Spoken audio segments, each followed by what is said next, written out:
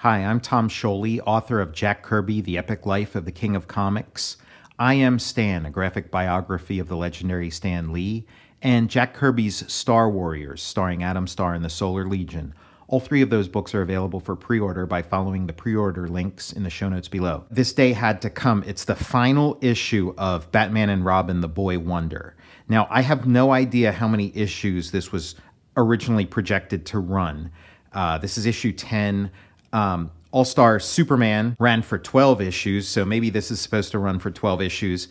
It feels like they'd be cramming a lot into 2 issues to make this whole epic, make sense and be wrapped up so cleanly. But, leave it to Frank Miller. I could see him pulling it all together. I'd love to know what comes next. To me, this is a very important comic, and the fact that almost 10 years later,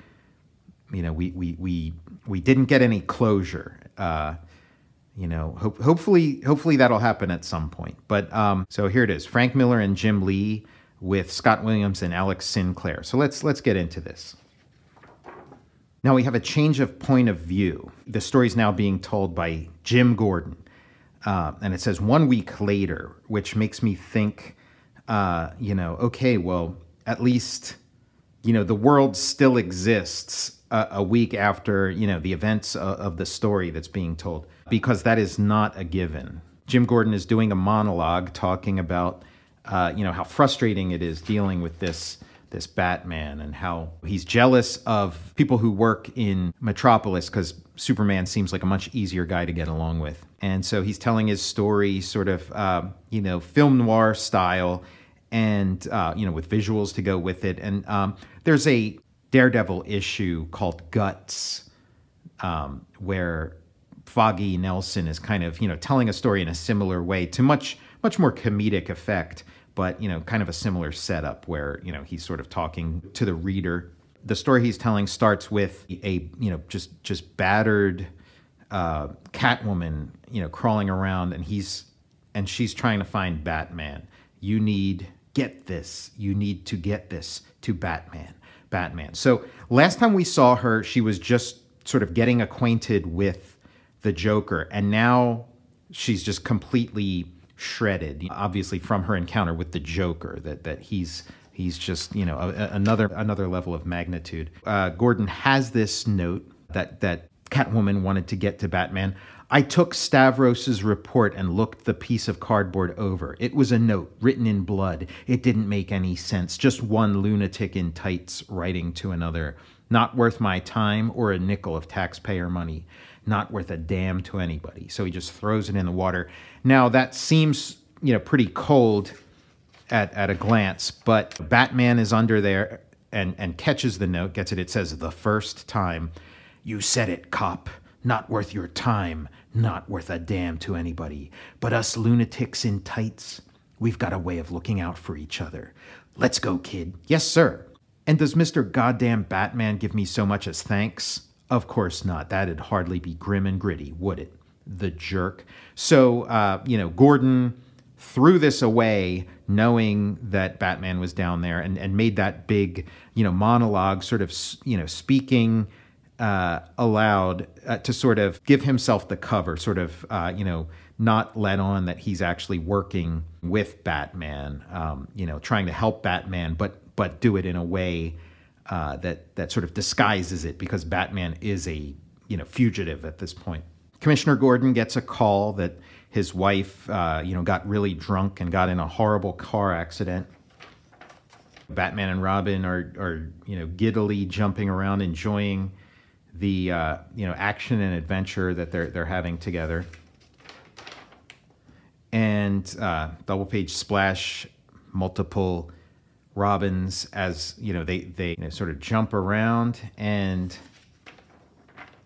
another double page splash. We hitch a ride. So we see sort of Robin's joy and glee, enjoying being a superhero, taking a ride on the subway, and Batman has the hint of a smile. He's enjoying it too. So that is something in sort of a post-Marvel world. For a while, it was all about the anguish and sacrifice of being a superhero. But from time to time, you need to have a moment where you can have a superhero enjoying being a superhero. So, Robin is the perfect, candidate for that. And by extension, adds a sort of sense of fun to, Batman's, grim and gritty life up to this point. The first time, the message the first time, Batman took it to mean, let's meet the place where we had our first time, him and the Catwoman.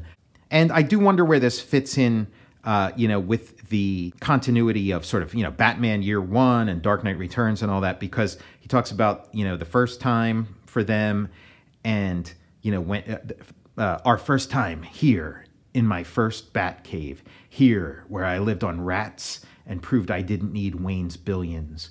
We made a mess of things, Selina and I did that night, a sweaty, dirty, glorious mess. And I do wonder because he didn't seem to be living in the sewers in Batman Year One, when he first meets Selina Kyle, Catwoman. And so does that mean that, he becomes Batman in Batman Year One, and then does he start doing that thing of living in the sewers and eating rats after he became Batman? I got the sense that that was something he did before he became Batman. But, again, it doesn't necessarily contradict anything there. It just kind of maybe contradicts my understanding of it. But, I'm sure, if Frank Miller ever gets around to telling that story, I'm sure we'll see, where it fits in with everything. And, Catwoman might be dying here. Stay alive for me.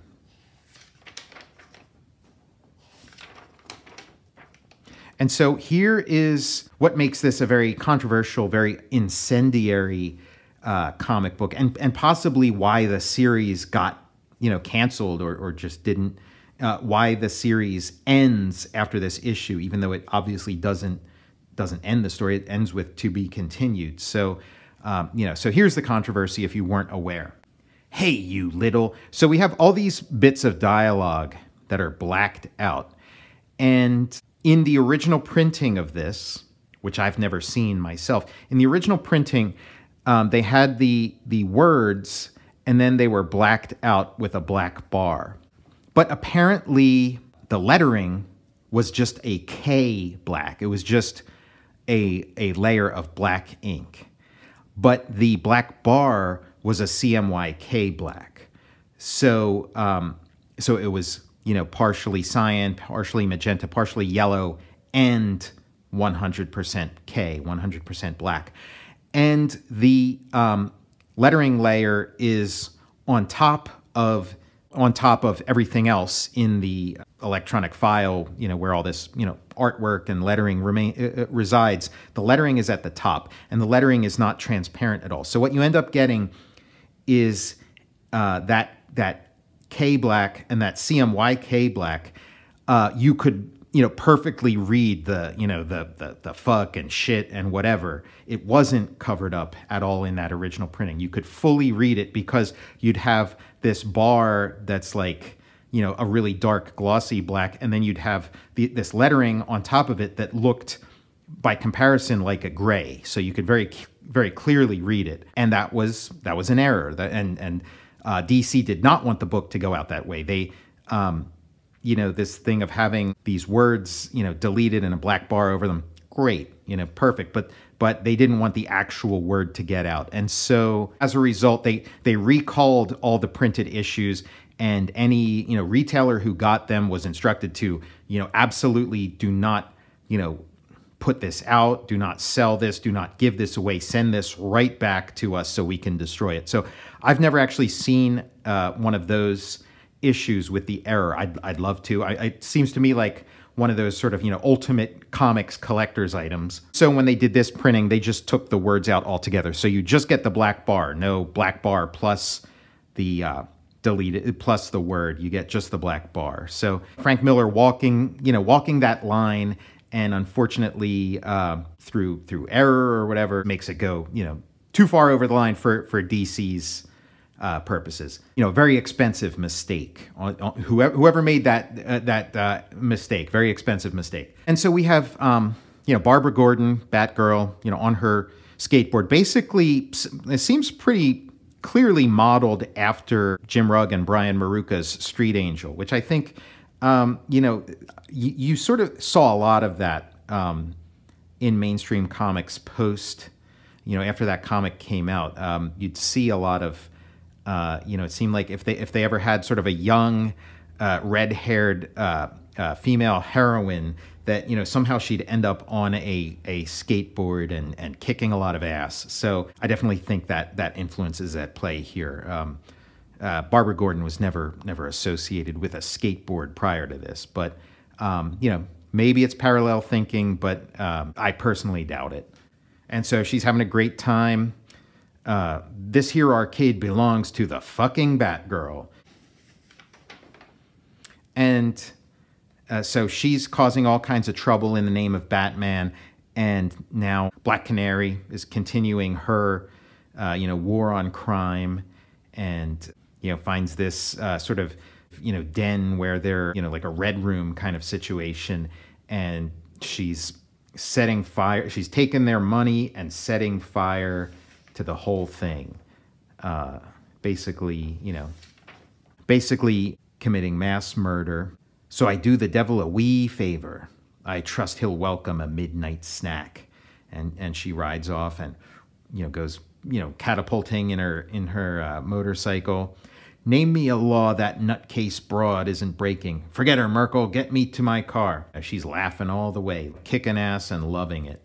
Jim Gordon sees the smashed up car that his wife was driving, and he, you know, tells them to you know, take her to this hospital in particular that has, you know, the best unit that'll be able to take care of her. Barbara Gordon, you know, continues to try to clean up that arcade area, which is the arcade from Dark Knight Returns, but things get out of control and she ends up arrested in handcuffs. There's no way in hell I'm bullshitting my way out of this. I assume that's supposed to be bullshitting. Things are bad for Mrs. Gordon, and now he finds out that his daughter, you know, gets her one phone call, and now he's gonna and realizes what that means, and goes, and she's been arrested. She's been exposed as Batgirl, which, you know, is a break from how Batgirl's traditionally represented in Batman comics, where, you know, nobody knows she's Batgirl, at least in the beginning, and certainly not her father. But he finds out right away she's busted, and, you know, she says she's gonna, you know, hang it up. She's done doing this. I'm going to plead guilty and take whatever penalty the judge says I owe, and I won't blame the Batman for anything. The tights and what I did were my choice. I dressed up like Batman because he looks cool, and that's the only reason. Blaming Batman is bullshit. What I did was wrong, and it was my own fault. Does Mom know yet? Daddy, it's none of my business, but you should call Sarah. That'll help. So Sarah Essen from Batman Year One, you know, even Jim Gordon's daughter, you know, knows about that relationship and seems to give it, you know, her endorsement.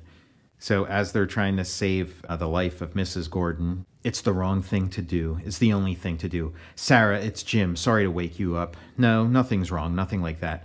Really, my own life's the last thing I feel like jabbering about right now.